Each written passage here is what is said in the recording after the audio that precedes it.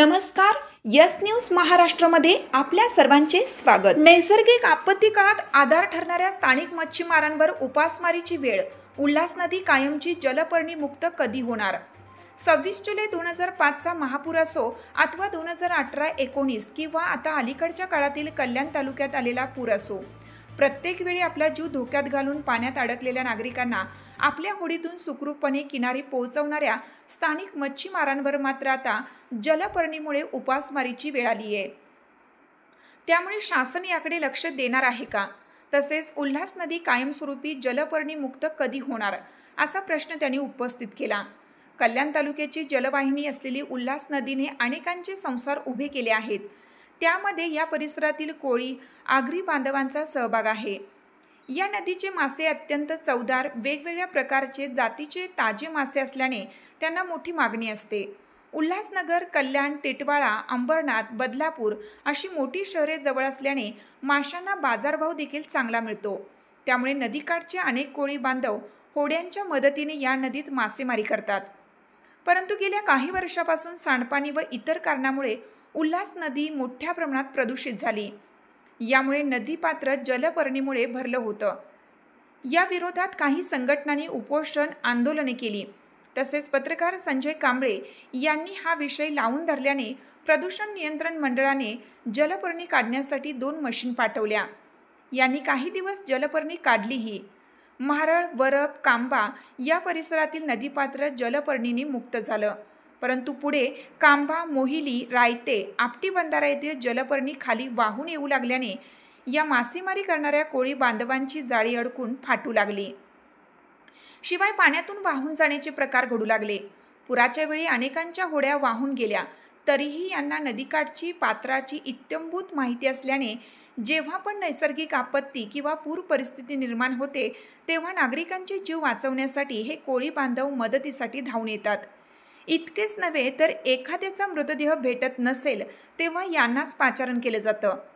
संपूर्ण या परिसरात असे 20 ते 30 होडीवाले आहेत. असे असताना आता जलपर्णीमुळे ते संकटात सापडले आहेत. थोडे नदीपात्र जलपर्णी मुक्त झाले असल्याने हे लोक पारंपरिक पद्धतीने मासेमारी करत होते. परंतु आता परत वरील जलपर्णी खाली वाहत येत असल्याने व जलपर्णी काढण्याचे काम थांबल्याने त्यांच्या मासेमारी व्यवसायावर संकट आलं आहे. अशातच एक मशीन देखील परत गेली आहे. त्यामुळे उल्हास नदी जलपर्णी मुक्त कधी होणार? शासन आमचा काय विचार करणार आहे की नाही, असा प्रश्न येथील रोहिदास पाटील आणि राकेश तरे या कोळी बांधवांनी उपस्थित केला आहे. यस न्यूज महाराष्ट्रासाठी संजय कांबळे, सहसंपादक. नमस्कार. यस न्यूज महाराष्ट्रामध्ये आपले सर्वांचे स्वागत आहे. आता आपण उल्हास नदीच्या पात्रामध्ये होडीमध्ये बसलेले आहोत. काही महिन्यापूर्वी हेच पात्र पूर्णपणे जलपर्णीने व्यापलं होतं, पूर्णपणे भरलेलं होतं. त्याच्यामुळे इथले जे स्थानिक मच्छीमार आहे त्यांच्यावर उपासमारीची वेळ आली होती. आता जरी तुम्हाला जलपर्णी मुक्त असेल किंवा निघलेले असेल, परंतु पुढच्या वर्षी जलपर्णी येते आणि त्याच्यामुळे काय होतं, इथले जे स्थानिक मच्छीमार आहेत त्यांना होडी चालवू शकत नाही जलपर्णीमुळे, त्यांच्या उपासमारीची वेळ येते. आता आपण त्यांच्या सोबत आहोत, तर त्यांचं या संदर्भात काय मत आहे आपण त्यांना विचारणार आहोत. स्थानिक मच्छीमार आहेत, त्यांना विचारूया की त्यांचं या संदर्भात काय मागणी आहे, त्यांचं काय मत आहे. कचरा चालूच आहे, बरोबर. कचरा काय जात नाही. रात्री येतो, सकाळी वापस रिटर्न जातो.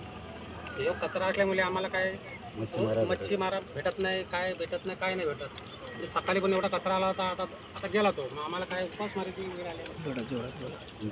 काय करणार आता? शासनाने थोडंफार आम्हाला काहीतरी द्यायला पाहिजे ना. वर्ष लक्ष करत नाही. 3 वर्ष मी बघते, मी 3-4 वर्ष आली असं चालू आहे. बसते ते त्याचं काम झालं तो निघतं, काय फायदा रे. मध्ये उपासनाला बसले ते असेच गेले. स्थानिक लोक मरतात. उपासनाला आले ते असेच गेले, काय झालं काय नाही. आता मशीन आणले, मशीनचा काय उपयोगच नाही. कचरा चालूच आहे. मध्ये मशीनने वरते काढायला ना कचरा, तो कचरा ते काढतच नाही.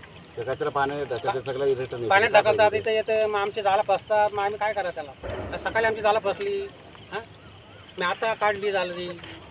हे कचरा असा मोठा झाले की मग ती मशीन आणून काय फायदा काय त्याचा? त्याच्यामध्ये मच्छी बी खराब झाली, पाण्याला मच्छी खराब झाली. मध्ये मोठे मोठे मासे गेले. काय करायचं आम्ही आता? शासनाला एक विनंती आहे, म्हणजे स्थानिक लोकांना मदत करा थोडंफार. आता पाणी येतं, पूर येतं, पुरामध्ये आमची होडी चालते. पुरामध्ये बी भरपूर जणाला आम्ही काढलं होडीमध्ये. होडी आम्ही बघत नाही, होडी वावत गेली काय गेली आम्ही ते बघत नाही. सरकारला एकच विनंती आमची, आम्हाला थोडंफार मदत करावी म्हणजे. आता याच्यामध्ये जाळं वाहून गेले, जाळं कोण ते करणार आहे? चाला जातात आमची, होडी जातो, कधी कधी आमची हालत खराब होतो, पाणी असं जोरात येतो. हां तर ते काहीतरी आम्हाला काहीतरी द्या ना, मोबदला काहीतरी द्या त्याचा. आता आम्हाला आता तर काहीच माझा 1 महिना झाला काहीच भेटतच नाही, काही नाही. ते कचरा येतो, झालं भरतात कचऱ्यामध्ये, आमची अख्खा दिवस हैराण आहे होतं. उपाशी राहायची बरं. उपाशी राहायची वेळ झाली आमची. आता काय ना काम धंदा नाही, NSC कंपनी ती बंद झाली आमची. याच्यावर मच्छी मारणं आमचं सांगितलं आम्ही एवढे आमचं काय याच्यावर आहे. आता 1 महिना झाला मशीन आणली, मशीनचा काय उपयोगच पडत नाही. कचरा चालूच आहे, येतो रात्री येतो, हवेच्या वरती जातो. हां आमची जाळं आता सकाळी फसली, आता काढली झालं. माझं नाव आहे राकेश सुरेश तरे. इथला स्थानिक मी मच्छी मारणं बघतो. मी 20 वर्षे आलं मच्छी मारतो. मी 10 वर्ष आधी काही जलपरीचं नाव बी नव्हतं. 10 वर्षामध्ये एवढे कचरा यायला लागला, कुठून यायला लागले. शासनाला एक विनंती आहे, कचऱ्याचा बघा. 1.5 वर्षी कचरा येतो, काय करणार आम्ही? उपाशी राहायची बारी आली आमची. आता आम्ही काय शिक्षण आमच्यामुळे कामधंदा भेटत नाही, आम्हाला काय करणार आहे? कुठेतरी कामधंदा तरी द्या आम्हाला, नाही तर मच्छी मारायचा तरी थोडा विचार करा आमच्यासाठी. बस तेच विनंती शासनाला, विनंती करते तुम्हाला, हे करा आमच्यासाठी. रोहिदास पाटील. काय मागणी? हे शासनाकडे हीच मागणी आमची. कचरा आता डबल येऊ नये. आता मसने आल्या, तुम्ही मसनीचा काहीतरी उपयोग करा, बरोबर ना. आम्हाला आता काय या वर्षी आम्हाला काही भेटलाच नाही. उपास आहोत, ते उपास करून गेले, काही ते त्यांचा काय झाला माहीत नाही आपल्याला. तरी जलपरे आलेले आहे, अजून कचरा चालूच आहे. हां आमची जाळं फसतात, ते करतात त्याचा फायदा काय त्या जलपर्यांना, बरोबर ना. मागच्या वर्षी बी नुकसान झाले मागच्या वर्षी जास्त नुकसान. आमची जाळं गेली तर गेली, जाळे डायरेक्ट जातात, भेटतच नाही. याच्यामध्ये कचऱ्यामध्ये लपटून गोल गोल गोल गोल ते आतमध्ये जातात. ते काहीतरी नुकसान भरपाई द्यायची आम्हाला. त्या विचार करावा बाबा, असा नको. लोकांना त्रास होतो, तर किती ती अंगाला खुजली येतं त्याच्यामध्ये आजारपण येतो. आता पाणी बी पहिलं पाणी आम्ही पियायचो आणि आता पाणी पियाचं लायकीचा बी नाही. अंगाला खातो तो पाणी असं कसं थोडं पाणी झालं तरी अंगाला फोडे उठतं. अंगाला खातो तो. आमची एकच शासनाला विनंती आहे, लक्ष लावा तुम्ही. मुकोली लोकांचा बी विचार करावा म्हणजे. तिथल्या स्थानिक लोक मराठी बारी आली आम्ही. आता आपण पाहिलं की उल्हास नदीमध्ये जे स्थानिक मच्छीमार आहेत त्यांच्या काय अडचणी आहेत. त्यांचं मत आहे की आता जलपर्णी जरी इथे नसली तरी पण वरून जलपर्णी येते आणि पुढच्या वर्षी जलपर्णी येणार आहे. त्याच्यामध्ये परत होड्या अटकल्या जातात आणि मच्छीमार किंवा व्यवसाय करू शकत नाही, त्यांच्यावर उपासमारीची वेळ येते. त्याचप्रमाणे जेव्हा पूर येतो तेव्हा यांच्या होड्या असल्यामुळे हे पुरात अडकलेल्या लोकांचा जीव वाचवण्याचा प्रयत्न करतात, परंतु शासन यांच्याकडे पूर्णपणे दुर्लक्ष केलेलं आहे. शासनाकडे यांची नोंद पण आहे का नाही या संदर्भात पण काही माहिती नाही. तरी शासनाला विनंती आहे की हे इथले स्थानिक मच्छीमार आहेत, त्यांना पूर्णपणे या परिसराची माहिती आहे, नदीची माहिती आहे. या लोकांचा जीव वाचवण्याचा प्रयत्न करतात, तर त्यांच्या संपर्कात येऊन त्यांच्या जे अडचणी आहेत, त्यांचे जे प्रश्न आहेत त्याचा शासनाने विचार करावा आणि जेणेकरून ते मच्छीमार जगला पाहिजे, स्थानिक मच्छीमार हा जगला पाहिजे याचा विचार करायला पाहिजे. आणि त्या पद्धतीनं शासनाने पावले उचलून त्यांना कशी नुकसान भरपाई मिळेल.